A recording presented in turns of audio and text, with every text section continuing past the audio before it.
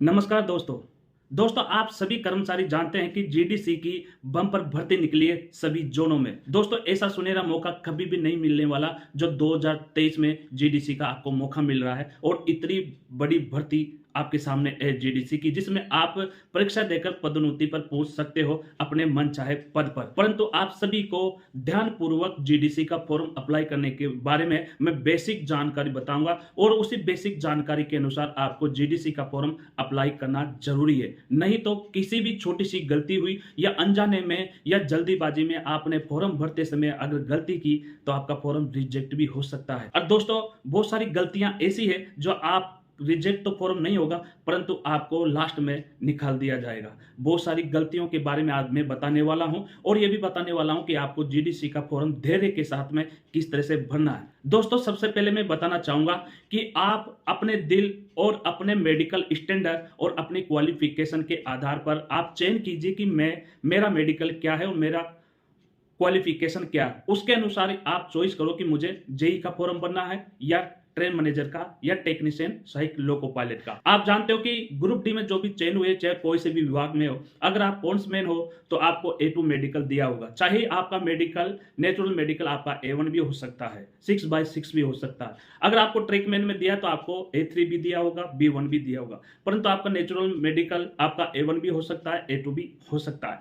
तो उससे पहले आप एक बार जांच करा लीजिए मेडिकल हॉस्पिटल में जाकर, चाहे प्राइवेट या सरकारी रेलवे हॉस्पिटल में जाकर जांच करा लीजिए कि आपका एक्चुअल में मेडिकल आपका स्टैंडर्ड क्या है। उसके अनुसार ही आप फॉर्म भरे। उसके बाद में दूसरी बात आती है कि आपकी क्वालिफिकेशन के अनुसार आप आगे बढ़े। तीसरी बात मैं करूंगा कि आप फॉर्म भरते समय आप बाजार में ई मित्र के पास जाइए। ऐसे समय पे जाइए जहां पर ई मित्र के पास भीड़ ना हो और ई मित्र का जो भी आपका फॉर्म भर रहा है कंप्यूटर पे उससे बोलिए कि जो मैं जानकारी स्टेप बाय स्टेप दूं उसके अनुसार आप फॉर्म भरिएगा। उसके बाद में मैं चौथी आपको बताना चाहता हूं कि आपके द्वारा हुई गलती में करेक्शन होगा या नहीं होगा। आप जानते हो और मैं जानता हूं कि बहुत सारे कर्मचारियों के द्वारा गलतियां हुई है जीडीसी का फॉर्म अप्लाई करते समय, परंतु वो कर्मचारी सोच रहे हैं कि मेरा करेक्शन होगा या नहीं होगा, मेरा रिजेक्ट होगा या नहीं होगा। मैं बताना चाहूंगा कि जैसे मान लीजिए कम्युनिटी में आप एसटी की जगह एसी भर देते हो, एससी की जगह एसटी, ओबीसी की जगह यूआर, यूआर की जगह ओबीसी, तो इसमें भी बताना चाहूंगा कि फॉर्म आपका रिजेक्ट नहीं होगा।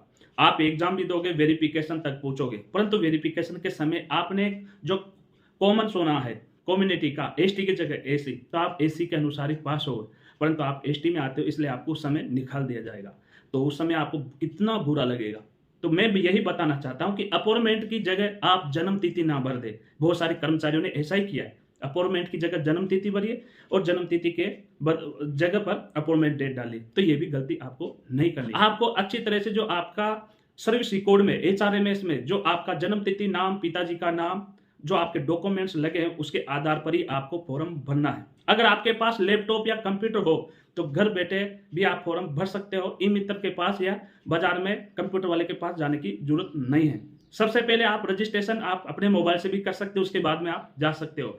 आप ई मित्र के पास या बाजार में जाने से पहले आप देख लीजिए कि मेरे पास पूरे डॉक्यूमेंट्स तो है, मेरा कास्ट सर्टिफिकेट, मेरा 10वीं का सर्टिफिकेट या मार्कशीट या जो भी आप बनना चाहते हो उस फॉर्म के आधार पर सभी डॉक्यूमेंट्स को अच्छी तरह से ले जाइए। दूसरी मैं कहना चाहूंगा कि बहुत सारे जोनों में है या नहीं है, परंतु बहुत सारे जोन में यह भी कहा कि स्वयं की सत्यापित कॉपी आपको संलग्न करनी है, अपलोड करनी है डॉक्यूमेंट्स में, मतलब खुद का अटेस्टेंट करना होगा। तो जरूरी नहीं है, परंतु आपको जोन ने मांगा है नहीं मांगा है, परंतु आप अपना सेल्फ अटेस्टेंट कर लीजिए, उससे कोई दिक्कत नहीं होगी, कोई प्रॉब्लम नहीं होने वाली। मैं तीसरी बात करना चाहता हूं कि जिस कर्मचारियों ने गलतियां की है उसको सुधार का मौका मिलेगा या नहीं मिलेगा। दोस्तों जरूर आपको मौका मिलेगा, डेट के अंतिम में या डेट के कुछ दिनों के बाद में आपको मौका मिलेगा और आपको 5 दिन 10 दिन का समय दिया जाएगा अपने आपने की गई गलती को सुधारने के लिए। तो बेसिक जानकारी यही है कि आप पहले अच्छी तरह से वीडियो देख लीजिए, अच्छी तरह से आप एक बार अपने मोबाइल पर फॉर्म भर के देख लीजिए। उसके बाद में आप जान चुके कि हाँ इस तरह से पूरे सबमिट स्टेप बाय स्टेप होगा। उसके बाद में आप अपने पास लैपटॉप हो या कंप्यूटर हो, दोस्त के पास हो तो उससे भर सकते हो, अपने डॉक्यूमेंट्स स्कैन कर सकते हो और उसमें यह भी दे रखा होगा कि अपने डॉक्यूमेंट्स का जो अपलोड करते हैं उस समय कितनी केबी में या कितनी एमबी तक आपका वो अपलोड होगा। तो ये सभी बातें आपको गौर से जाननी होगी। उसके बाद में ही आपका फॉर्म अच्छी तरह से भरा आएगा और उसके बाद में आपको दिल और दिमाग में तसल्ली हो जाएगी कि मेरा फॉर्म अच्छी तरह से भर दिया गया। क्योंकि दोस्तों मैं बता दूं, ये सुनहरा मौका आपको कभी भी नहीं मिलने वाला। 2023 में आने वाली वैकेंसी आपको हमेशा याद रहेगी कि इतनी वैकेंसी आने वाली नहीं है। इसलिए आप ट्रेन मैनेजर के लिए तैयारी कर रहे हो तो ट्रेन मैनेजर के लिए आपका मेडिकल और आपका डॉक्यूमेंट्स और आपकी जो क्वालिफिकेशन उसके अनुसार आप फॉर्म भरिए। अगर आप चाहते हो कि मेरे पास ITI है तो आप उसके अनुसार ही साइक्लो पायलट टेक्नीशियन का भरिए। एक ही फॉर्म आप भर सकते हो। इस बार बहुत सारे निर्णय ऐसे ले गए, परंतु हम चाहते हैं लाभ लालच में नहीं, मैं ट्रेन मैनेजर का भी भर दूं, मैं जेई का भी भर दूं। ऐसा नहीं है। इस बार एक ही व्यक्ति, एक ही कर्मचारी एक ही एग्जाम अटेंड कर सकता है। और मैं बता दूं कि बहुत सारे कर्मचारी ये सोच रहे हैं कि मेरा कास्ट सर्टिफिकेट ओबीसी का, एसी या एसटी का पुराना लगाना या नया लगाना, ये बहुत ही महत्वपूर्ण विषय है। तो मैं बताना चाहूंगा कि अगर आपने नया बना लिया है तो कोई दिक्कत नहीं है, वही अपलोड कर लीजिए। परंतु अगर नया नहीं बना है या आपके पास नया सर्टिफिकेट कास्ट सर्टिफिकेट नहीं है तो आप पुराना भी लगा सकते हो। उसमें कोई भी फॉर्म रिजेक्ट नहीं होगा, यह मैं चैलेंज से कहता हूं। परंतु वेरिफिकेशन के समय, लास्ट अंतिम जो परीक्षा का पड़ा हुआ है, वेरिफिकेशन के समय आपको नया कास्ट सर्टिफिकेट ले जाना ही जरूरी है।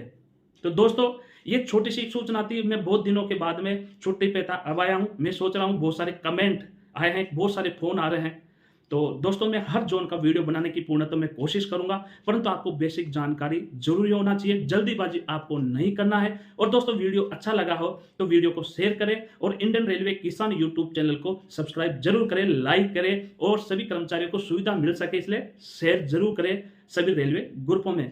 दोस्तों बहुत ही खास बात ऐसी होती है जो जान पहचान से हमको मिलती है, बहुत सारी जानकारियां, परंतु हम पढ़े लिखे होते हुए भी हम लोग गलतियां कर बैठते हैं जल्दीबाजी में। तो ये जल्दीबाजी की गलतियां हमको नहीं करना है और 15 मिनट में आपका फॉर्म फिलअप हो जाएगा, भरा दिया जाएगा। परंतु आप जल्दीबाजी में अगर गलती कर ली, मान लीजिए करेक्शन का ऑप्शन नहीं दिया आरआरसी ने, तो आप क्या करोगे? तो इतनी बड़ी भर्ती खोने का नहीं, चांस ही नहीं है। और जो भी इस भर्ती में बैठेगा उसका तुरंत सेलेक्ट हो जाएगा, यह मेरी गारंटी है। आप जानते हो कि सितंबर के बाद में कभी भी एग्जाम हो सकती है 2023 के अंत तक।